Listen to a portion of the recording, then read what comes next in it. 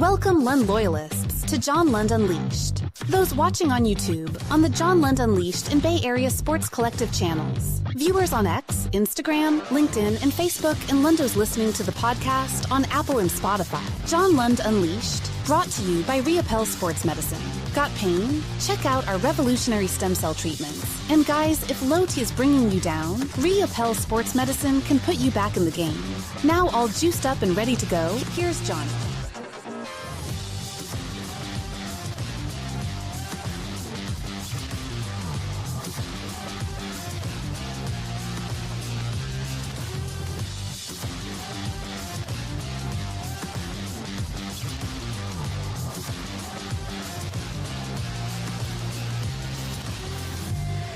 Yes, what's happening? I'm on the road, as you can see, and hopefully you can hear me. I'm hoping everyone can hear me. Let me double check, because I do have the mic on, but I am stupid and forgot my headphones. So hopefully we're in good shape today. 99 in your parts, John Joseph. My goodness, man. Is everybody hearing me okay? I just want to make sure everybody's hearing me okay. We're on a remote setup today. We're traveling for business, and want to make sure that we are good. Can hear you loud and clear. Thank you, Catalina. Very nice to see you. It is nice to see everybody. Hello, Humboldt Fats, and hello, Skills. Good to see you, AJ Cruz. The normal crew is here. I love it. Rocking new era this morning. Good morning to everybody, and welcome to a Friday. Today's Friday edition of the show. I'm all kind of mixed up because, like I said, we're traveling today. But episode 154, 49ers camp. We'll get into that. Ricky Pearsall's hammy. It on the surface is not that big of a deal, but to me, it makes me a little nervous. I'll explain why, although Eric Branch in the Chronicle today put something together that was like, hey, but what about this? We'll get into that. J.R. Brown, I did not know this, had ankle surgery on the offseason, and so he is a scratch. The defense yesterday, not exactly the defense that Robert Saleh and company is hoping for once the season gets going. Speaking of health, CMC again reiterated, and I was down there and talked to CMC, I don't know, a month or so ago when they first got together for the 2025 season, and he declared himself healthy. And a lot of people were like, well, I don't think he's healthy, and I'm all these different things. And it's like, well, we'll see. But the bottom line to the whole thing is declared healthy again by Kyle Shanahan, and you saw him out on the field a little bit, so it looks like he is healthy. Wide receiver need, I'm over that. Hang on a second. Let me move over a little bit. Can I move? There you go. Wide receiver need. The wide receivers yesterday were Robinson, Cowing, Jennings, and Watkins. Watkins, by the way, I watch him a lot at Ole Miss, ran a 4.37 40. I think he might be one of those guys that surprised out of a rookie class, but the first three, Robinson, Cowing, and Jennings, were the receivers. We'll get into that. Buster talks. Buster is Buster. Behind the scenes, he'll give you some things, and he is kind of funny and all that. And like I said, John Shea wrote a great piece about how inclusive Buster is in this whole process. And they knocked down a wall in a suite, and how everybody's hanging out together, and it's all kumbaya, and everything's great. Well, everything was great in March and April, but they are 12-13 in May as they take on the Fightin' Fish in Miami tonight. Or today. So we'll see. But maybe they can get a 500 record in May, but that's not good. So they were good in March and April. We give them their flowers. They're still obviously in contention, but they've got some issues. And obviously Buster talked about catching first base, a number of different things yesterday. So we'll give you a little bit of that today as well. Giants may, as it is talked about, Knicks win. So my conspiracy theory is still alive. ROCCO passes away. We've got to give proper eulogy to Clay's dog. And then one thing I did forget, there is a sweet, clean, family-friendly caboose pistol, which is a little bit, it's weird. I'm not going to lie to you. It's weird. And so we'll get into that conversation as well. So good morning to everybody. Good morning to Joy, and 420 is here. And Daniel, good morning to you, my friend. It is great to see you on episode 154 for Ricky Pearsall and the injury. And let's just start there with 49ers camp, things we learned from 49ers camp. And, oh, by the way, before I jump into everything, because I'm so excited to jump into everything, a couple of quick things. John Lund Unleashed, please make sure you are subscribed. I would really appreciate if you were subscribed to John Lund Unleashed on YouTube as we continue to grow the community. Please hit us with a like today before you get out of here. Maybe you're watching on Instagram, or maybe you're watching on X, one of those places, could be LinkedIn. Pop on over to YouTube if you would. Go to John Lund Unleashed, hit us with a like, hit us with a subscribe, and please get those alerts on because we put stuff out all through the day, even when I'm traveling. Bottom line is, if something happens, I'll just grab my phone, my handy-dandy little phone, which, by the way, is cracked. But I'll grab my handy-dandy little phone here, and we'll get things going. So we are always media 24/7, 365, so you never know when we're going to pop stuff on the YouTube channel and also on the Bay Area Sports Collective. I tell you this all the time. It's not only me. It's Tom Tolbert, who had Tim Kawakami in the backyard. Last week, he had Steve Curry. You never know who's going to pop up drinking beers, hanging with Tommy. So Tolbert in the backyard and the Tom Tolbert Show. Polymax articles with our good friend, Creative Tony. And that's on weekdays, except for Wednesday night when they do the flight night. So make sure that you hit those guys up. Amy G has joined us as well, which is awesome. Rod Brooks has joined us. Jeremy Affel has joined us on the Bay Area Sports Collective. So we continue to grow that channel. So make sure you're subscribed there as well. So there you go. John Lund Unleashed, Bay Area Sports Collective. Thank you for watching this morning on X and other places at John Lund Radio. Really appreciate you. And again, anything you have to say, comments, questions, thoughts, you can put them right underneath here if you're watching a little bit later. And if you 100% want to get your things on the show, make sure that you hit me with a super. All right, let's get going for episode 154, 49ers camp. And this is just, it's kind of like last year, and you and I have talked about this together ad nauseum, which is that it just got off to a bad start with Brandon Ayuk situation and Trent Williams situation. It was just one after the other, and they're not controllable situations. Ricky Pearsall didn't ask to be shot last year. So you just kind of got that vibe, and you've been a sports fan long enough, just like me, where you just know when something's cursed and you know when something's charmed, right? 2021 Giants just came out of nowhere, and you're like, I don't know, but let's just keep riding the wave. I have no idea where this came from, but we're just going to keep riding it. Shoot, and you just roll, right? And you know your season's charmed. And just everything that they touched that season, it was charmed. In terms of last season, we knew pretty much from Ayuk, and I don't know why. It was just weird, and everybody felt off, and everything felt off, and you still thought, well, you know, Super Bowl, they're still that team, and then just injuries and weirdness, and just you just felt it all year. And we sat there and we went, it's going to turn around, it's going to turn around, it's going to turn around. It never did. So the only reason I'm bringing this up on Pearsall is, and I think I have a little thing here from Mayoko, so just to make it officially official. Let me see here. Let me move this up. Sorry, we're on the backup computer, so it takes me sometimes a little bit. But so if you don't believe me, and I know you do, but there's great credibility in Matt Mayoko. Ricky Pearsall has a tweaked hamstring and probably will not be doing any work during spring drills and OTAs, Kyle Shanahan said. All right. In and of itself, what the heck was that? In and of itself, that is really no big deal, right? Who cares? Ricky Pearsall tweaked a hamstring, whatever. And Eric Branch pointed out, because I was like all ranting and ready, and I'm going to talk about Pearsall and the injury and what the hell. And Eric Branch in the Chronicle, this morning brought up a good point. Somebody asked him, Pearsall's hurt again. And he said, well, he's never missed a regular season game, and he didn't miss a game in college with a football-related injury. Now, he was out last year with the hammy in camp, which didn't help things. And then, of course, he got shot, and he missed those first 4 games of the season because he got shot. So that's not really his fault. And maybe there's no basis for this whatsoever, but I've told you all offseason about how important offseason is. And now it's a tweaked hammy, but he's not going to be back until training camp. And for a young wide receiver, that's a lot of time to miss. And for a young wide receiver trying to work better with Brock Purdy, that's a lot of time to miss.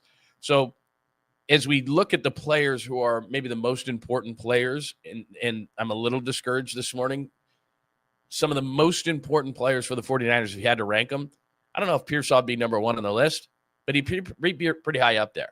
Because as I put the wide receivers up there, as I just jumped down a little bit, the wide receivers yesterday running around, and again, there's not a game till September, so let's not panic too much, Lund. But Robinson, Cowing, Jennings with an assist from Watkins, those are your wide receivers. That's not going to get it done. That's not upper echelon. If you look at what the Rams are going to throw out there with Devontae Adams and Pua Nakua, or Philadelphia with the crew they've got, or Detroit with the crew they've got, that's nowhere close. And if you're a 49ers fan, what you're doing is you're comparing yourself to those teams, right? And you're not going to be great in every position group. I understand that. But I've said this whole time, okay, Kittle's back and CMC's back, and they're going to score points. And defensively, especially early in the season with all these young guys are going to play, I don't care what anybody says, they're going to struggle because these young guys have to play. And whether they start or not is really not that relevant. It's kind of like, who's in for the Warriors in the final 5 minutes of the game. What's really relevant is who gets the majority of the snaps. I really don't care who starts. And they have no choice, like I said, up front, and we'll talk about it a little bit later when we talk about the defense, but they don't have a choice but to play a lot of young defensive players. So offensively, the way that this team is going to score or win is they're going to score points. And with McCaffrey and Kittle and, and Brock signing his contract and praying that the offensive line's a little bit better, that was kind of the way to go, right? Was offensively, they're going to score points. Defensively, special teams, they got a new punter now, and Thomas Morstead, whatever. Wisnowski's gone. That doesn't really do anything for me. But hopefully the special teams are going to be better just overall. So 2 of the 3 phases, you're like, okay, they'll score points and they'll be better with special teams. Don't know about the defense. And now Ricky Pearsall's out, and you're going, all right, in and of itself, Ricky Pearsall being hurt is not that big of a deal. But if you kind of widen out the lens a little bit, guy was hurt last year with a hamstring. Guy got shot, not his fault, but still happened. He's missed a ton of time. And now you're telling me he's got a tweaked hamstring, which to me, it's more than a tweak of a hamstring. If he's going to be gone until training camp, which we're not even to June yet. We're going to be tomorrow, but we're still 6 weeks, 7 weeks away. So he's not going to be able to throw with Brock Purdy, run, do anything. Now he's starting from ground zero in training camp. And that's not good. I mean, it's an ominous sign more than anything else. So maybe it's nothing. But also to me, what it is it's kind of like what 2024 was, right? Where it's like, oh man, here we go again. Like that's your mentality. Ricky had a hammy last year. Ricky got shot last year. Now Ricky's got a hammy this year, and he's not going to be working with Brock. And if you look at Ricky Pearsall's last 2 games of last season, he was really good. And to me, again, I don't know how you want to rank him, but Ricky Pearsall's in the top few in terms of if the 49ers have a good season, what are they going to do? What is going to be the reason why they would have a good season or they wouldn't have a good season? Ricky Pearsall is probably in the top 2 or 3 in that regard. So to have him have a hamstring, while in and of itself is not a huge deal, certainly it is a fairly big deal, and it is at worst or best, how is it, worst or best, an ominous sign to his season, because that's what we saw last year, right? Any type of thing, especially at the receiver position, that you're going, uh-oh, what's that? So while it seems like it's being downplayed a little bit, a tweak of a hamstring is so for 6 weeks, he's not going to be available, has a tweaked hamstring, and probably will not be doing any work, doing any drills in OTAs. That means he's not going to be ready till training camp, which is like 6 or 7 weeks away. So to me, that's more than a tweak. So there's the Ricky Pearsall situation. And let me know if I'm overreacting on this whole thing. But again, a tweak is one thing, but it was a hamstring last year. It was a shooting. It's a hamstring. He's not working out. He's not working with Brock. And if you see those wide receivers who were on the field last week, you're looking at Robinson, Cowing, Jennings. That's not going to get it done. That's not good enough. Now, that opens up the door to what a lot of people are talking about is, and I talked about this with Scott Reese on Sunday night on Cron, and then a lot of people have picked up on discussing it, which is, okay, well, Amari Cooper's out there. I wouldn't mind it at my number. If I'm the 49ers, does Amari Cooper make sense? Yeah, I was surprised that he was still out there. He's not the guy that was really, really good as the end of his tenure with the Raiders and good with the Cowboys. I think he's always been a little bit overrated. He's not a burner. He's going to make plays. If it's 3rd and 6, he's going to make the catch and make the play. Now, he's had some drops in his career, but he wouldn't be a bad addition is what I'm saying until Brandon Ayuk came back. To me, and hearing a little bit of buzz and texting with a couple of people yesterday, they liked what Jordan Watkins did. Now, I can't believe that I didn't start with this as far as any kind of OTAs, training camp. You know my thoughts on spring training as well, which is let's pump the brakes a little bit. Guys running around in shorts, you're just kind of getting your feet wet in this whole thing. They're not doing anything in terms of, coverages or planning, or there's nothing of that nature going on in these kind of camps. It's just running around, getting to know the playbook, all those kind of things. So when you look at a 4-3-7 guy, yeah, when you can't really get physical with them, you don't have any pads on, anything like that, a 4-3-7 guy for the 49ers at wide receiver is probably going to pop. And he's got fresh legs. He's feeling good. He's a rookie. He's like, probably going 100 miles an hour. He's bouncing up and down. So, yeah, Jordan Watkins, that's a situation where he could look good. Having said that, so what? If somebody pops a little bit, and that's good. And they need it from their rookies. So what's funny is that we've talked, and I have too. Mikael Williams has got to be great. And by the way, Fred Warner mentioned 2 rookies, Mikael Williams and Nick Martin. So if Fred Warner's mentioning your name, good thing. All right. So we've talked, I've talked about Mikael Williams. I've talked about Collins. I've talked about West. I've talked about, the safety out of Kansas State. We've talked so many times about all these different players, but we really haven't talked about Jordan Watkins at all. And there's a need at wide receiver. So some of it is going to come down to the fact that the decision makers who actually know this stuff, rather than speculate about this stuff, do they believe that another rookie that they could have to rely on, and just using logic and math, it's not logical to count on all these rookies that they're counting on. We've talked about that already. But one guy we haven't talked about is Watkins. So some of the discussion is going to be, I'm sure, amongst those not in the know, the media, well, they need another wide receiver. Amari Cooper is out there. But could this Watkins kid be something? I watched him at Ole Miss. I liked the pick when they made the pick.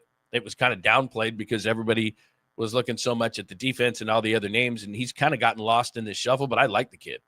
So it may be that the powers that be with the 49ers who really believe this stuff are thinking to themselves, hey, you know what? We don't need to trade for an Amari Cooper. Because remember, they just let a bunch of veteran players go. So I'm just using logic here. It's my logic, so it's probably flawed. But are they going to say no to a vet, no to a vet, no to a vet, no to a vet, yes to a vet? On the back end, as a safety, I would, and we're going to get to something else in just a second. But I think it's critical that they get a safety. We'll do that in a minute. But wide receiver-wise, how are you going to spend those resources if they think Watkins can play? But, again, the Pearsall thing is something that you just got to keep an eye on, because although, as Eric Branch astutely points out, he has not missed a regular season or college game based on a football-related injury. A shooting is not a football-related injury, obviously. So that's a little bit different, but still, it's just, like I said, it's ominous at worst. Ominous is all I'm saying. Somebody pointed this out. I was going to get into this anyway. There you go. Jair Brown will be out until training camp after going ankle surgery. They got to go get a safety. I don't think there's any question about it. They got to go get a safety. I mean, period. I was the one who mentioned Julian Blackmon because I was pounding the table for Julian Blackmon last offseason. And then he re-signed in Indianapolis for another year, had another nice season. It was only like 27, 28 years old. I don't know why he's still out there as a free agent. I'm not saying he's a top free agent. I'm saying he's a really nice player. And he's not overpriced. And he's not 35. And he moves well. And I'm scratching my head looking at the Niners going, okay, what is it going to take? Because Malik Mustafa down. We found that out. All right, the kid from Kansas State may have to take his place. Siegel. Not real comfortable with that. And then I've told you, I'm just not a Jair Brown guy. I think his lack of foot speed at free safety, and they kind of interchange the safeties. I get that, especially in today's NFL. But he runs a 4.65 on the back end, and that is scary. And he's been good and he's been bad. I'm not a huge fan. So I think at safety, I think as far as worst position groups in the league right now, the 49ers safety spot has got to be, if it's not the worst in the league, it's damn close. So Jair Brown won't be ready until training camp, and we know how these things go. He had an off-season surgery. Is he going to be ready? Who knows? So Jair Brown is down. Malik Mustafa is down. Hufunga's gone, which I'm okay with that. Even with these injuries, I'm okay with that.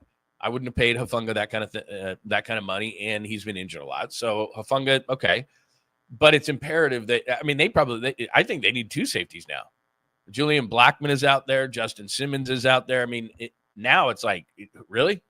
Like, unless they have somebody that we just don't know about, their safety position is not in good shape. And so I was looking yesterday, and again, I was texting with some people, and the way the defense looked yesterday, Fred Warner's out there, Nick Martin's out there, the young guys are out there, Mikael Williams, according to Fred Warner, flash. But you go back to the secondary, and it's like, whoa. I mean, there's no depth at all as far as the secondary is concerned. Renardo Green, second-round pick out of Florida State last year, he's got to be great, like now. He's got to be great now.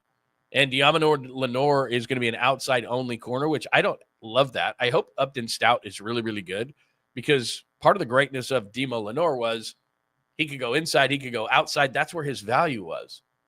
Good player. I thought he was a better inside corner than an outside corner, but Upton Stout is 5'8", 181. He's an inside guy. That's the only place he can play. So right now, Trey Brown, who yesterday in camp had an interception, is starting at the nickel slot. He just got hurt way too much in Seattle. He wasn't a terrible player. I remember in Oklahoma, he's not a bad player. He just hasn't been able to stay healthy, and I'm pretty surprised. And again, finances, I'm sure, played a part in it. I'm pretty surprised that the 49ers, as part of their offseason mantra, which was veterans who get hurt need not apply. And Trey Brown is the epitome of that. Injured guy, comes in cheap, but injured guy. When he played, he was fairly effective, but I mean, he wasn't great. He was pretty good when he played, but injured guy. And the whole reason you brought in Upton Stout, look, you spent a third-round pick on Upton Stout. He needs to play. So Trey Brown was running with the first team. That doesn't mean anything this early in the season, but Upton Stout better be good, because what you've done is you've made Demo Lenore an outside-only corner. So there's that. What else do we have from camp yesterday? Let's see. Episode 154, 49ers camp. Pearsall's hammy. Look, I'm worried. I don't care if it's a tweak. I'm worried. Brown's ankle. I'm worried. I was worried about the safety position before. CMC healthy. Did we play Kyle's CMC healthy? I don't think we did yet. I don't think we've gotten any video. What's wrong with me? All right, here you go. By the way, rookie mistake, whoever had the cell phone go off during this. Here's Kyle talking about the health of one Christian McCaffrey. Now that we've been talking about non-health, here's health. Okay. Christian is pretty is as ready as any player I've ever been around. When he gets hurt, he's got to rehab and get better. Right now, he's healthy as can be. We got to kind of protect him from himself. But Christian has a good idea of what he needs to do right now. He's doing a lot less than he would do, but I know he's excited on how healthy he feels and the fact that he can get out there. A total rookie mistake. Total rookie mistake. I mean, it's camp for everybody. I've been doing this 30 years. Like, ever since cell phones became a thing, it's like you walk into a venue like that. So it's just like an auditorium, basically, is what it is. A small auditorium where Kyle and the players do their stuff. And then there's, like auditorium seating in there. And there's two things that you do. Everybody now has a little camera stand and they put their phone on it. So like they do that and everybody's got, everybody's videoing the whole thing. And then the second thing you do is you turn your ringer off on your phone. Like, that's a total rookie mistake. So it actually distracted me from what Kyle said there. But, I think everybody's going to be kind of not pessimistic, just kind of looking with kind of a weird eye in terms of Christian McCaffrey. But from everything that everybody's saying, like when I was down there about a month or so ago, and McCaffrey said right there in front of me, like, I'm healthy. And then all the things that were written and said about it afterwards, we don't believe he's healthy. We don't believe he's healthy. Well, there's two things there's about three things that actually lead you to believe that he is healthy, which is A, they're saying he's healthy, which isn't always the case. And I know it's lying season 24/7, 365. And I've told you that a million times. But the other thing is, I wouldn't have traded Jordan Mason. I like Jordan James, the kid they got out of Oregon. I really do. I think he's actually going to supplant Garendo as the second back. I really like Isaac Garendo, and he has a ton of talent. But I just think that he's still learning how to run in that zone scheme, and that's what I've been told as well. Get that foot in the ground and go. He's just very inexperienced, and so he's going to be a nice player. But I think Jordan James is, and they run that. They run zone at Oregon, and it's just like, boom, get your foot in the ground and go, and he can do that.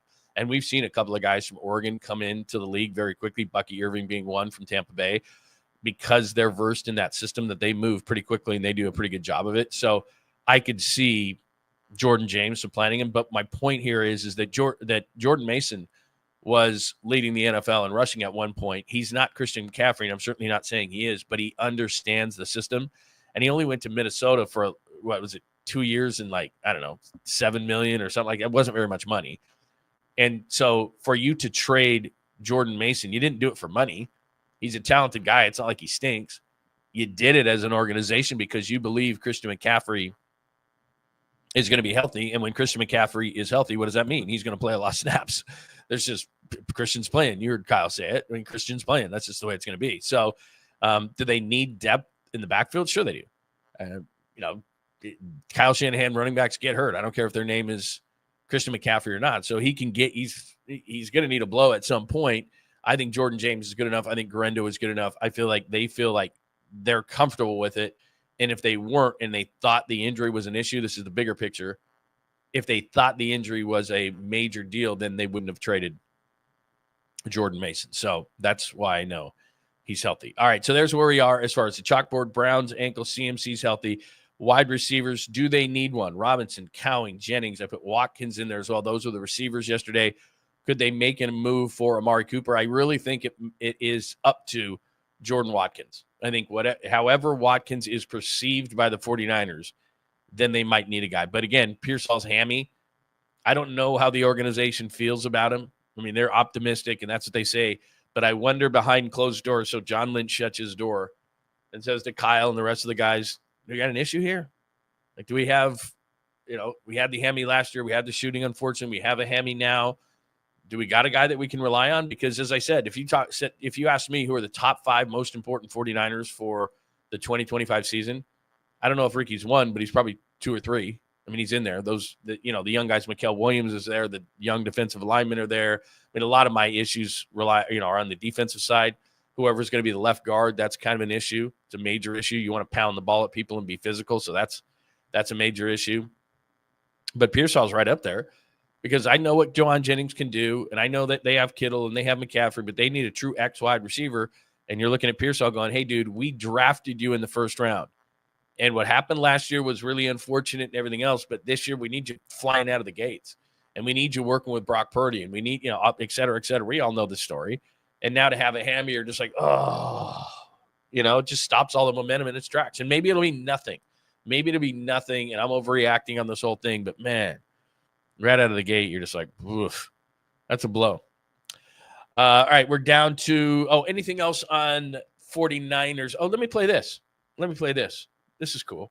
So here is little George Kittle for you. It's Camp Kumbaya. They're feeling good. It's pretty normal. If you went to all 32 teams across the league, spring football is really fun because it's 4 days of work and it's a 3-day weekend usually for most teams, and there's no game on the weekend. So you don't have the pressure of preparing for a game, battling through injuries, learning your plays for the week. So that takes a lot of stress and pressure off it. So guys are just kind of naturally in a good mood and they're all excited for the year. Who was it? I think it was Will Compton said that, at this point in the year, everyone's training and practicing for a Super Bowl, and everyone has that mindset. And then the season reality hits sometimes, and so that changes it. But I will say, one of the cool things about being in the building right now is that I think 99% of us are here. And so when you have all your best players are here, kind of setting the tone, setting an example, specifically because we have so many new guys, whether it's free agents, whether it's young guys, rookies. We're trying to, get them into that same mindset as that we have established, and it's something that we have to reestablish every single year. So the fact that we're all here having a good time, the vibes are high. I would say they're immaculate, and guys are practicing well, guys are competing. Juwan's still on fire, which is really fun to see. The boys are feeling it. I like the way he said it because he prefaced it by saying, look, this is how everybody feels this time of the year. We all feel like, man, look at all these moves we made. Look at all the things we did. We're a Super Bowl team. We're this, or that. Now, given the offseason that the 49ers had, I think a lot of people from a national perspective and media and all those kind of things are like, well, they shouldn't be optimistic. However, they signed guys at the end. There's a feel good to the camp. You can just feel that. Certain guys are gone. I think some of them are actually excited. They're never going to say negative things about Debo, but I think he was a drag at certain times. And then on the other end of it, we said it, Dre Greenlaw, that's a big-time loss. But George Kittle kind of put it, I think, perfectly, which is everybody at this point is feeling like they're going to win a Super Bowl. But, given that all the things we went through last year, I think, 2024 was just brutal for the organization, for the team, all these kind of things. And so I think that they're happy to hit the reset button, have a bunch of young guys in the building, the 2024 class, the 2025 class. It just gives you a bit of an energy because those guys are unproven and they're hungry, and it's a little bit different than what the 49ers have been. Because if you think about a year ago, these OTAs a year ago before all the disastrous things happened from Brandon Ayuk's hold in to the shooting of Pearsall and all just the weirdness and the injuries and all the things that happened, a year ago they were coming off a Super Bowl loss. And I can tell you, because I was down there just about every single day, that, it was just, it just had kind of a drag of a feel to it. Is damn, we were just that close, one stop away from beating Kansas City. We should have a Super Bowl ring. It just, there was a hangover effect last year. And I'm not saying they're going to be a better football team this year, but what I'm saying is George Kittle just kind of pointed out there, is that there's just a different vibe.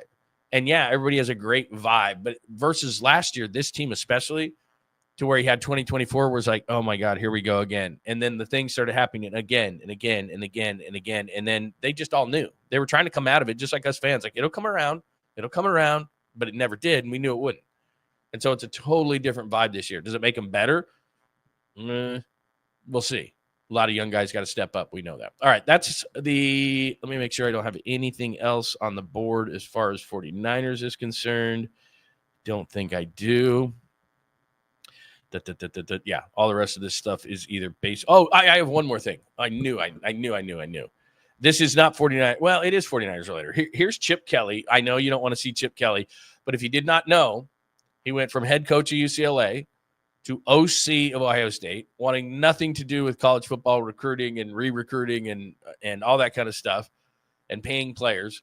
And now he's the offensive coordinator of the Las Vegas Raiders. And he's talking about, this is interesting, he's talking about Ashton Jeanty, and there's their first round pick, the great running back out of Boise State. And there's this thing where he stands straight up in his stance. I don't know if you ever watched Boise State football, but he stands straight up. And a lot of people were questioning it. And now the running back coach has kind of changed his stance, which is a big deal there. But he makes reference to Fred Warner, does Chip Kelly here. So I thought I'd let you watch it. So he talked about that. I gave him an analogy of an athlete being in a bent knee position to make a play. And that kind of got thrown into I haven't told anybody on this team to be in any stances because I don't coach a position. So, but it's a bent knee game. You know, baseball is, if you look at before the ball snapped in baseball, or the pitch is thrown in baseball, everybody's got their knees bent. In any athletic sport you're playing, you got to bend your knees. And if you got to run a flat route on Fred Warner, you better be in a position to run because that dude can fly. There you go. That's all I wanted to play. I just want to play that part of it. I can't believe, by the way, just as an aside, so absolutely, there you go, Fred Warner being referenced. And as you well know, because you watch the show on the regular basis, Pro Football Focus had tiers of linebackers. So quarterbacks, for example, there's 4 great quarterbacks in the league right now, right? The linebacker position, there's one, Fred Warner. That was it. So anyway, I just wanted to play that. And then just as an aside, I cannot believe that Chip Kelly has another job as an offensive coordinator in the league. Like, as at Ohio State, you would never get fired because they just get great player after great player after great player after great player. Skill position players, quarterbacks, wide receivers, running backs. I mean, my God, they got the best wide receiver in the country right now. They just had 2 running backs drafted, in the first couple of 2-3 rounds. C.J. Stroud was just there. I mean, it's just one after the other. Jackson Smith and Jigba and Chris Olave and on and on and on. Marvin Harrison Jr. Like, you would never get fired at Ohio State. Just stay there, and your offense is a college offense. Like, people picked it up and figured it out so quickly. Went to Philly, went to the Niners. Like, dude. Anyway, whatever. Maybe, I don't know if Tom Brady had anything to do with that, but it was like, you're hiring Chip Kelly as your offensive coordinator? Really? We'll see. Maybe I'm wrong. Ashton Jeanty's not going to hurt, but I'm just saying, wow. Okay.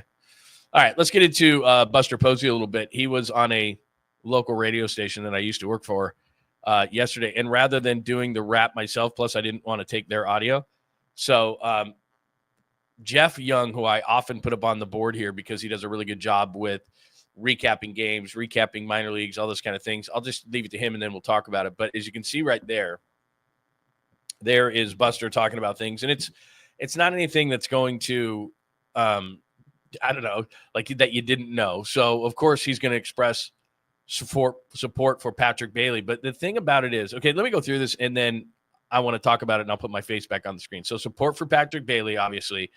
The young pitchers he's going to talk about, obviously, as a catcher, he's going to know that. And clearly he talks about the progress. Now, here's what's important to me. You see down there, got to get more production at first base. Duh. He likes the progress of Bryce Eldridge that he's made at AA. Still believes he has a lot to work on defensively, but made strides, blah, blah, blah. And then he preaches patience with Willy Adames. What else can you do? You're not trading Willy Adames. So there's nothing there that's really going to, let me move my camera around here. There's nothing really there that you didn't know. But let me focus on a couple of things here.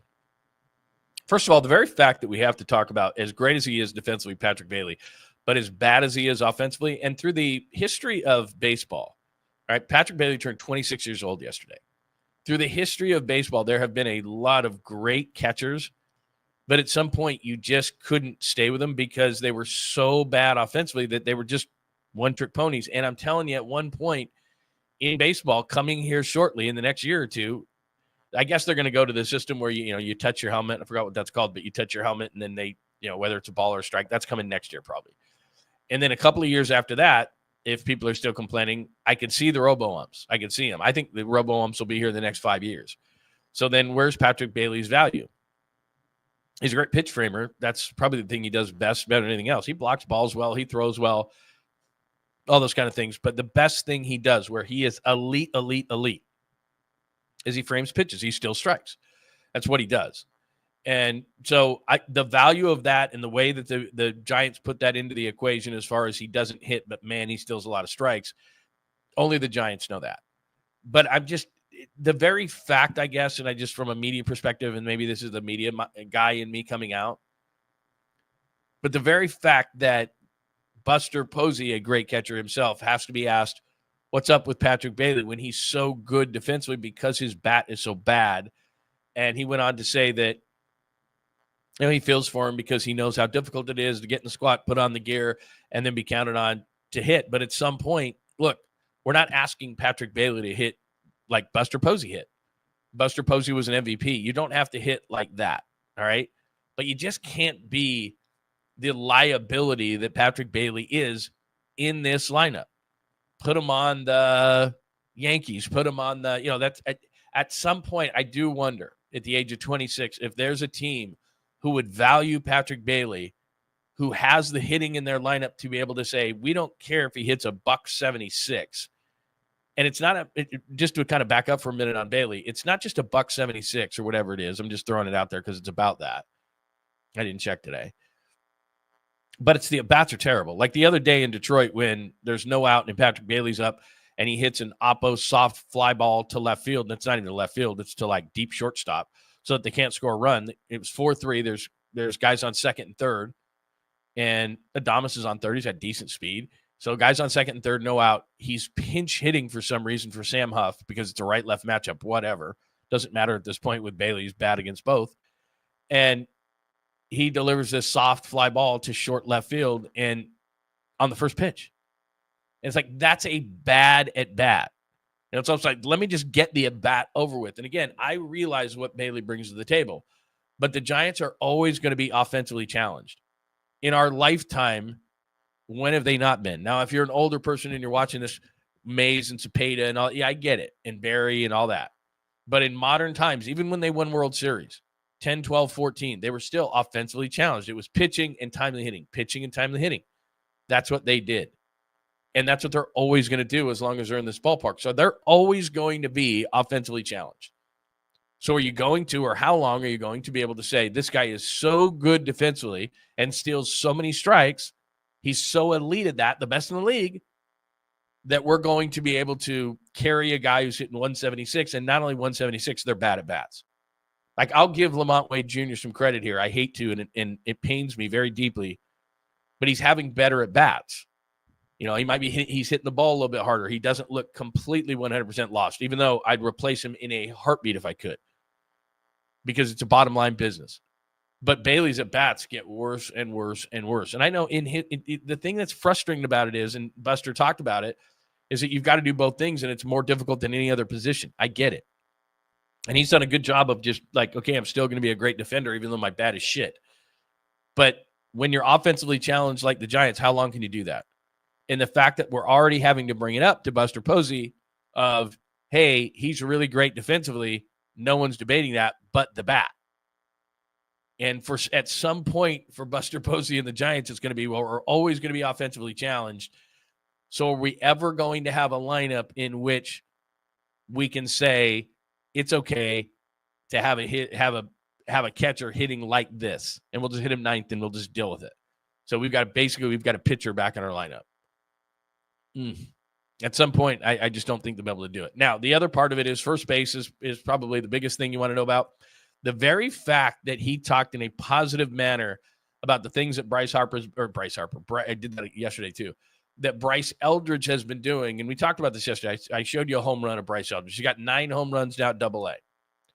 The same thing he said I had heard way early in spring training about Bryce Eldridge, which was, and I told you this, which was the defense is not good. Defense not good. And you'd think to yourself, man, 6'7" target at first base. But that's hard, man, digging balls out of the dirt at 6'7", all that kind of stuff. So, but my thought would be then, even though it's not what you exactly want to do, and Wilmer Flores is not a great defensive first baseman, I just need a stick. So if Bryce Eldridge could come up, and I'm not asking him to hit 300, I'm not asking him to hit 30 home runs, whatever the case may be, but Buster said yesterday they're just gonna do exactly what we've been saying the last 2 days. All right, let's just keep trying, guys. Encarnacion is probably going to be up sooner rather than later. He can play some DH. Maybe he's athletic enough to play a little bit of first base. So there's that. He'll continue to give Lamont Wade Jr. some run. Obviously, Wilmer's going to get a shot in there. They're just going to mix it up, and they're going to see if they can find better production at first base. They're not going to just sit there, which is cool. Now, one thing that caught my eye, but albeit late, and this wasn't the case last night, but 2 nights ago, I don't know if you saw this, 2 nights ago, look who's at first base. Mr. DH himself, Marco Luciano. Now, I showed you the numbers for Marco Luciano, and he's got 9 home runs. It's not a great OPS. He's sitting in a hitter's ballpark. He's in a hitter's league, so, it should be a little bit better than that. But if I'm the Giants, and my mantra, and it sounded like that when Buster Posey was talking yesterday, and let me take that down. But anyway, your number 4 hitter 2 nights ago was Marco Luciano at first base. So he's going to clearly they're going to go, well, can Luciano play first at all? Because they're not getting Gold Glove production out of Lamont Wade Jr. or Wilmer Flores. So, and I'm not saying it's a throwaway position because it's not, but they're throwing everything against the wall now. Luciano's down there playing first base. Encarnacion's a good bat work, and he play.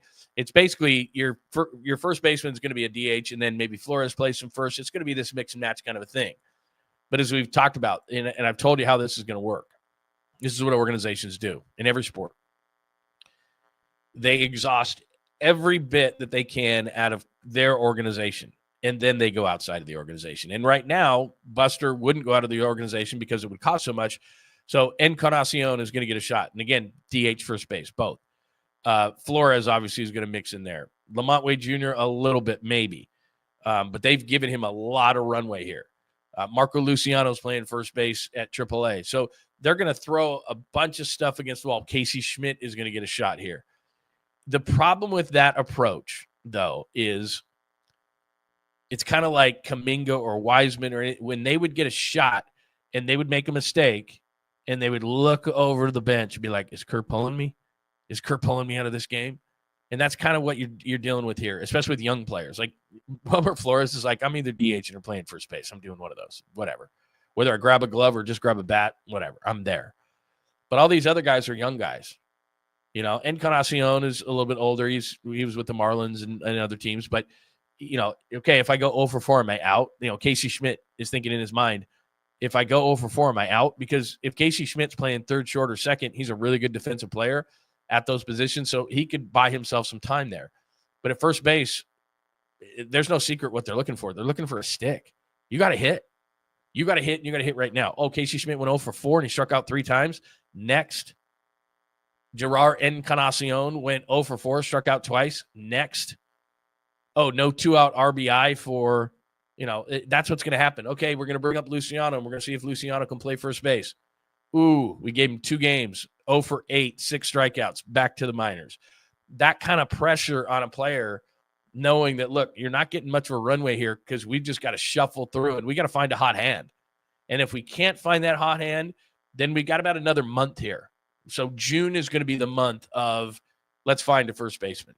And then by July 1st, even though it is still expensive to then start trading for somebody, that's when you start getting serious, because at the end of the month, it's the trade deadline. So then you start having the real conversations with people. You're at the All-Star game. You're yip-yapping back and forth. Who do you got? The problem is, and I've told you this, and you already know this, you don't need me to tell you, is that with so many teams in it for the playoffs, like I keep saying Milwaukee and Rhys Hoskins because it's just perfect. He's from Northern California. They have a mutual option for next year that you could decline. He's having a good, not great season, but, compared to the other Giants first baseman, he's Barry Bonds. So you're looking at it going, okay, we'll exhaust everything we can this month. And then if it's still a major problem, then next month, Buster Posey will change his tune and they'll get into the trade market. By that point, here would be my question. By that point, where are the Giants? Because the Giants just went 12-13 for the month. So we're all feeling good about the Giants. March and April, everything's great. Everybody's happy, all that kind of stuff. Now all of a sudden they're 12-13 with one more game left in the month. 12-13. And I looked at do I still have that up? Maybe I do. Let me see if I can share my screen with you.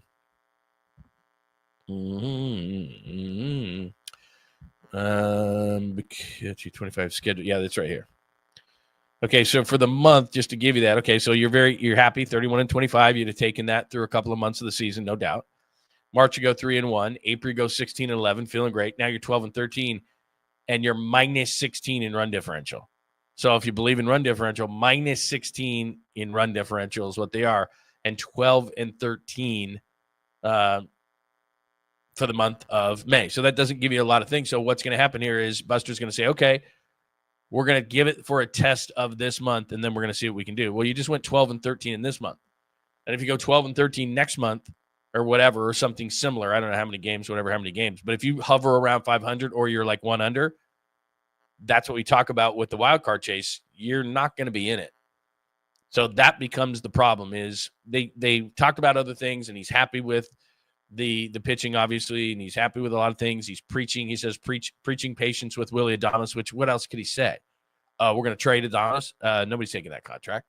So Willie Adames isn't going anywhere. It's not like a situation like last year where they were able to get some bad contracts, or 2 years ago they were able to undo some free agent contracts that they had signed in the offseason. They're not going to do that. Willie Adames is going to be patient. So we don't even really need to discuss Willie Adames. It's more, to me, the first base slot. So you've changed your closer. I'm okay with that. We talked about it a little bit yesterday. That's kind of the building of the base of your bullpen. So it makes me a little nervous, but I'm okay. I actually think the starting pitching is going to get better. Logan Webb is Logan Webb. I think Robbie Ray can pitch like this the rest of the season to a 2.57 ERA. Hayden Birdsong, I think once he gets stretched out and is a real starter, I think Hayden Birdsong is going to get better and better. Justin Verlander, you just got to have your fingers crossed that he can be healthy, but you're getting 42-year-old Justin Verlander, not 25-year-old Justin Verlander. So if he can be a 4-starter, I'm good with that. And then we saw Landon Roop the other day. Great wheels come off. That's what a number 5 starter does. So I'm okay with that. Starting pitching is going to be fine. Bullpen is best in baseball. Offensively, he's got to start looking. Is it going to be just first base? If Mike Yastrzemski continues to swoon, does he become a 4th outfielder, and that's where you find the offense? Where's it going to come from? Because he just said, look, it's not coming from the catcher position, and we didn't think it would. So he's going to scramble this entire month at first base, hope that a miracle appears, that it's either Encarnacion or Casey Schmidt or somebody like that. And I think that's going to be very difficult given inconsistent at-bats. Like I said, pressure and inconsistent at-bats. Casey goes 0 for 4. He's looking, is Bob pulling me? Probably is. And you're probably not getting the at-bats the next day because now Encarnacion is going to get him. Does he have any magic in his bat? Oh, he doesn't? Okay, then we go back to, et cetera, et cetera. So the likelihood of catching, lightning in a bottle, lightning in a bat for the month of June is probably not going to happen. And then they're going to be on the trade market. But that's kind of how the process works in every single sport is you try, you go through the process. Then after you've exhausted everything within the organization, you go out of the organization because it's too hard to pull this off again. So anyway, there you go. That's where you are. Giants May, I just showed you that. The Knicks win. My conspiracy theory lives. They played well last night and beat the Pacers. Now it's 3-2. So it comes down to, to me, one game in Indiana. Did the Knicks win that game? Because if you're new to the show, first of all, welcome. Second of all, I'm a conspiracy theorist. I do not think sports are on the up and up, and that's not being negative or anything else. Just to re-explain it one more time, there's not legitimacy in politics, business, all these other places in our daily life. Why would it just be in sports that everything's on the up and up? I just don't believe it. I cannot believe that the NBA is going to allow an Oklahoma City, Indiana NBA Finals. They might. And I'll come back on Monday and be like, sorry. But I just think that it's going – I think somehow the Knicks are going to pull this out. There may be a weird call or something like that, and they go back to Game 7 and they play this thing in New York, and it's Knicks v. OKC. And I think this morning I was watching Jay Williams on ESPN, and he was trying to make the argument that the Knicks could beat OKC. I did what was it, 2 days ago, and did some shorts on it. I think Oklahoma City's on the verge of a dynasty. And I'm looking at this team going, okay, Sam Presti is the general manager of Oklahoma City. He presided or was a big part of the Spurs when they ran their dynasty. And the Spurs never went out and got that big play like, okay, we got to make a big trade now. It was Duncan. It was Robinson. It was Ginobili. It was Parker. Then it was Kawhi. And they got role players here and there. They'd add role players, but they never said, hey, we got to make that big jump and we got to go, get this guy. And the thing is, if Oklahoma City wins the NBA title this year, then in the offseason, it's up to other teams to catch them. It's up to Houston to make a big trade, or San Antonio to make a big trade, or, some of these other teams in the West that are younger teams that need to add a big piece to their young core. I think Oklahoma City would look at it and say, what would we need to add? Now, what would start happening is role players around the league, and this is what I was talking about when San Antonio was so good for all those years, role players around the league before the Spurs got really good is like, I'm not going to San Antonio. What, are you kidding me? I've been there. It's all right. But it's, you'd rather go to another place. Same thing with Oklahoma City. Like, really? Oklahoma City? Well, they just won a title and they have a great young core. So now what you'd start seeing is some fortification of some players, some young players or veteran players who would like to fortify those guys. And I said this and got some feedback on it. Shai Gilgeous-Alexander just won the MVP, obviously. He's only 26. He's not even in his prime. Jalen Williams is going to get better. Chet Holmgren's going to fill out, I think, a little bit. Got to. He's going to get better. So they've got all these guys on their team that haven't even hit their prime. To me, they look like a young Warriors or a young Spurs type of a team. They've got the general manager. They still have picks. They still have picks from the Paul George trade who they stole to get Shai Gilgeous-Alexander. So I don't think Oklahoma City is going away anytime soon. And what is bad about that from a Warriors perspective is you've got a 2-year window. We know this. Steph, Jimmy, Dre, Steve Kerr. That's 2 years. And where the Warriors stole a bunch of, great players in their prime, tried to beat the Warriors and couldn't. Same thing. Michael Jordan stole championships from guys like Barkley and Stockton, Malone, Gary Payton. It was like, no, they're all mine. Jordan's like, mine. They're all my titles. That's what great players do. They steal titles from guys in eras who deserve to win titles, but their teams are so good. And that's Oklahoma City starting to look like a team like that, where the Warriors are like, okay, let's get everything together for a 2-year run here. The other thing about Oklahoma City is not only will their young players get better, but then they get that championship swag. Remember when the Warriors won that? It was like, okay, well, you're not beating us because we've already gone through it. And Draymond Green talks about it all the time. We know what it takes. Well, now if Oklahoma City gets a championship, and honestly, as a Warriors fan, you probably don't want to root for the Knicks or the Pacers, but you probably should, because the only chance I think there is for Oklahoma City to not have a dynasty is to not win this title, not get that championship swag, and then have like a general manager, Sam Presti, who I don't think he'll do this because he's done such a great job in building this team. But you could see him, oh, my God, we got to panic. Oh, we got to go get Giannis. And they take some of that young talent and they go get a Giannis. Or they take some of that young talent and it's like, oh, let's bring Kevin Durant back. I don't think that's going to happen. But the only chance is an overreaction by a general manager who gives up some of those young players who were integral in what they did, and all of a sudden they're just not as good of a team. Maybe. I'm grasping at straws here, because if they win the title, get that championship swag, aren't even in their prime, add veteran-type players, the rest of the league is like, what are we going to do for the next 5 years? Just watch these guys parade up and down, whatever it is they're going to parade up and down in Oklahoma City to win a championship? That's what it sure looks like to me. And the downside from a local standpoint in Bay Area sports is the Warriors have a 2-year window here. And unless Oklahoma City has an injury, or like I said, they don't win the title and they have a general manager that panics, which I don't think Sam Presti will, then all of a sudden they're going to suck up all the titles and you're going to be like, well, it was nice knowing you.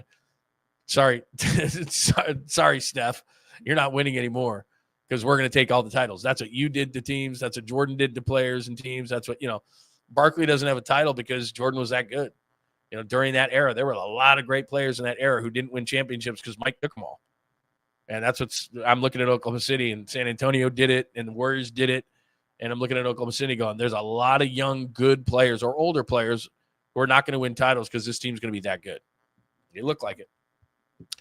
All right, what else do we have today? That was all off of Nick's win. Oh, we're so bummed out today because I'll put it up on the screen here. This is his greatest moment.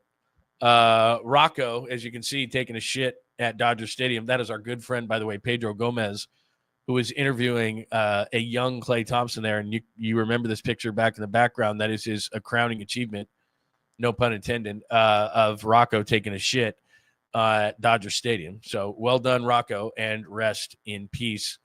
I think ROCCO 2012 to 2025. That's 13 years. You can tell me this. I never had a bulldog, but I had a friend that did, and they have all sorts of issues. And so for a bulldog to live 13 years, I think that's a pretty good run. Tell me if I'm wrong here. But like I said, I had a friend with a bulldog who just had all sorts of issues. And I thought that bulldogs were like 8, 9, 10 years. Again, I'm not a dog expert, but that's what I remember.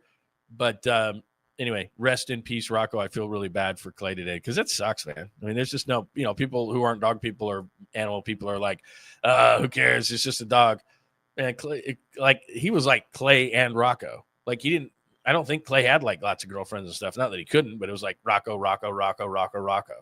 So anyway, it's a big deal, man. And yeah, they don't live bulldogs, as far as I remember, they don't live that long. So anyway, there's that. So ROCCO. And then I have one sweet, clean, family friendly. Let me make sure. Am I right in that about bulldogs? Let me see here. Hang on. It could be wrong. But yeah, I mean, that's rest in peace. See, we're getting a lot of that stuff now. A lot of rest in peace on ROCCO. Yeah, there's people saying that I'm right on that. I could be wrong. I'm not saying I know that, but I'm pretty sure that's the case. All right, I do have a sweet, clean, family-friendly caboose pistol for you. But before we do that, do remember my good friend, Dr. Jeffrey Riopel. In fact, my wife is right here. Dr. Jeffrey Riopel is the fine sponsor of this program, John Lund Unleashed. And if you click on that QR code right there with the legs there, you're going to feel better because you're going to make an appointment. And my wife can tell you with her stem cell. And like I've told you this before, we have a refrigerator, like a lot of people do in their garage. And then we have this square freezer, which is all these contraptions that she puts on her shoulder and her elbow. She doesn't have to do that anymore. We're going to walk around today on our road trip a little bit, and she's going to be able to walk and walk well and not complain because Dr. Jeffrey Riopel. Stem cell works. He was one of the first in California to do it, and you can trust him. So hit that QR code right there. If you can't get to the QR code, then all you got to do is Google it or use your favorite search engine, Dr. Jeffrey Riopel, Riopelle, Dr. Jeffrey Riopel, right there in San Ramon. If you're in the East Bay, it's a no-brainer. If you're not in the East Bay, I'm telling you, it's worth the drive to feel better. He does stem cell. It is awesome. It works. I can tell you, I was going to say firsthand, but my wife does it. And I can tell you firsthand because she tells me all the time about it. So 100% truth. I wouldn't tell you if it worked so well if it didn't on her, and has. So check out Dr. Jeffrey Riopel in San Ramon for that. And then I'm doing the low T. Had low T for years, and I've done lots of different procedures for it, and this is the best one by far. Do a quick blood test, then you do a short procedure, and you're set for 4 months. No weekly shots, none of those kind of things, and you're going to feel better. You're going to have energy. You're going to be in a better mood, all those different things. You're going to feel like yourself again. It's really that simple with low T, and Dr. Riopel does it better than anybody else because you don't have to go in for the weekly shots. It's awesome, and he gets you exactly where you need to be. To that blood test, he goes, okay, this is where we need to be. Boom, that's what you do. So check out Dr. Jeffrey Riopel, and again, you can click on that QR code to make an appointment. Thing about it, too, is that they do all sorts of other procedures. So check it out. You can see right there the legs right there as part of my NASCAR package below me. You can check it out or just search Dr. Jeffrey Riopel. He is awesome. All right, let's get to it. It is time for your sweet, clean, family-friendly caboose pistol. And I say this a lot of times when we talk about the caboose pistol. I'll often say to myself, or often say to you, I should say, that, I've never heard this one before. I've never heard this one before. I've never heard this one before. Well, this is definitely a different one. And I like this person and everything. It's just this is a little bit weird, a little bit creepy. Let's do it. John Lund Unleashed presents the caboose pistol. Wedged in the crack of her buttocks. Somehow, someway, Lundo thinks this is the best way to leave a final impression on you for the day. The old caboose pistol, everybody has one. Did you say caboose pistol? I know some women who could hide a machine gun in there. Yeah. Leave me out of this, you weirdo. Here's John. All right, here we go. Today's Sweet Clean Family Friendly Caboose Pistol, a collaboration of a soap. Have you heard about this? I love it. Sydney Sweeney is very beautiful. Many movies. She is probably it as far as a woman is concerned, but they're doing a soap. I did this on AI. I said, what's the deal on this soap I heard about? So Dr. Sasquatch, I guess that's a big soap brand. And what they're doing is they're taking I guess she was saying to this company, yeah, guys say that they want to drink my bathwater. And they're like, okay, what we're going to do is we're going to make a soap. And in that soap, it's going to have real droplets of your bathwater. So you take a bath, we'll take that water and we'll use that water to make this soap. And they're selling it. And I bet they sell the hell out of it. I mean, I don't know. I have no idea. This seems creepy to me. And on the creepometer, this is probably like a, I don't know, 9.8, 9.9, pretty high up there. So there's this prominent soap company is taking real bath water from Sydney Sweeney, and they're making soap out of it. Only 5,000 bars, though, are being produced, it says. Each priced at, what, $8? That seems pretty reasonable. Accompanied by a certificate of authenticity, like a baseball card or something. So you can have a bar of soap.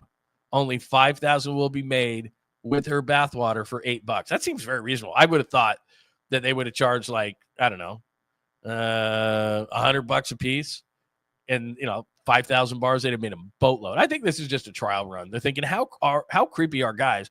Because normally, if you're like, it's an endorsed soap by, I don't know, Kim Kardashian or something like that, right? Then women are going to buy it. Guys aren't going to buy it. I mean, we don't buy soap. I mean, I have the my wife, I'm not even kidding you. I'm sorry to go off on this tangent, but there you go. You see the story. My wife has no less than like 21 things in the shower. I'm not even kidding you. Between, I don't know, just soaps and different shampoos and conditioners. And I don't even know what half of them are, and scrubs and all those kind of things. And I have 3 things in the shower. I have a shampoo, I have a conditioner, and I have a liquid body soap of some sort. That's it. Like, that's the 3 things that are in the shower. Occasionally, if I'm running late, I might grab a razor and bring it in there. So I got like a wet dry razor, and then I have a regular razor. And I might, just because I'm in a hurry, like do it in the shower. Occasionally, very rarely, but I might do that. But outside of that, I generally have 3 things, and it's not a bar soap. Like, I don't know. Does anybody still do bar soap? I don't think so, right?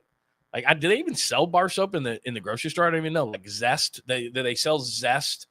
Or what was the one that was the Irish one? They used to, Irish Spring or something. They used to always make a big deal of that. Irish Spring. And they would cut a piece of the Irish Spring. Like, who's cutting a piece of soap off? But anyway, I digress. I don't use regular soap. Plus, regular soap, like, you'll have a hair on it or something. It's like, ugh. So anyway, they're making bars of soap, 5,000 bars of soap with Sydney Sweeney's actual bathwater in it. And they're saying that, and it's got the certificate and everything, and there you go. And you probably, if it's got a certificate of authenticity, again, it's like a baseball card or something that's going to be worth something someday. Like, you're not going to use the soap. Can't do that. So you're just having it like on a shelf. There's Sydney Sweeney's bathwaters in that. People look at you like, if you had a collection of certain things, you'd be like, oh, that's really cool. Hey, did you know that Sydney Sweeney's bathwater is in that? I'd be like, you're a creep. I got to go. Anyway, there you go. There's your Sweet Clean Family Friendly Caboose Pistol. I agree with you. People are pathetic. I mean, I don't know. It's going to sell. That's the whole thing, is it's going to sell. I mean, oops, I put the wrong one up. What is it? Who's the one that's got like the whole, it's the company's called Goop. Come on. Oh man, Gwyneth Paltrow. I knew that it would come to me, but she's got a whole bunch of stuff, and she's making a ton off of it. She got all sorts of weird stuff. Anyway, there you go. There's your Sweet Clean Family Friendly Caboose Pistol, and that's weird. There you go. All right. I apologize for tonight. I will not be doing a bottom of the pint with Larry Krueger. I am out on location, and we are traveling. Business is what we're traveling on. So we will not be doing a bottom of the pint tonight. I will be back for a short Saturday version of the show tomorrow. So make sure you are here. Make sure before you get out of here, please lay down a like for us on John Lund Unleashed on YouTube, the Bay Area Sports Collective as well. Please, as it's growing as well. Very cool. We've added some new podcasts and new people, which is awesome. So John Lund Unleashed on YouTube, the Bay Area Sports Collective on YouTube.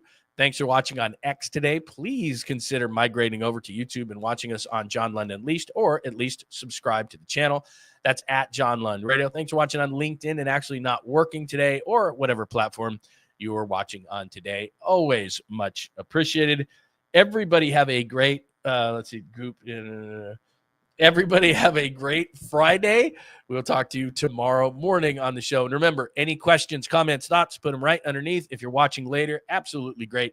Keep those alerts on. We'll be sending you stuff throughout the day. If anything breaks, even though I'll be out, I'll have the phone with me, and we'll definitely post those things. So make sure you do that. Hit me up, johnlundunleashed.com. All the social media. If you missed a show, we archive the shows there as well. Podcasts are archived on there, and the blog is there as well. So for everything Unleashed, johnlundunleashed.com. Have a great Friday, everybody. Thanks for hanging out with John Lund Unleashed. We'll try to be better next time, though I wouldn't hold my breath. Please like and subscribe on the John Lund Unleashed Pod YouTube channel. Watch live shows weekdays at 8 a.m. on YouTube, Instagram, and X. And make sure to have your alerts on for shows throughout the day or night. All things Lund can be found at johnlundunleashed.com. johnlundunleashed.com. Goodbye!